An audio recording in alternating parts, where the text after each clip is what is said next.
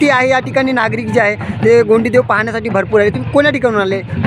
हे या जिल्ह्यामध्ये यवतमाळ, वर्धा, चंद्रपूर या तिन्ही जिल्ह्यातून इथे गोंडियन संस्कृतीचं काम आदिवासी बांधव करतात आणि हजारोच्या संख्येने दरवर्षी या ठिकाणी गोंडियन देवतेचं पूजन होते, आंघोळ होते आणि वर्षातून एकदाच इथे पौर्णिमेला येत असतात.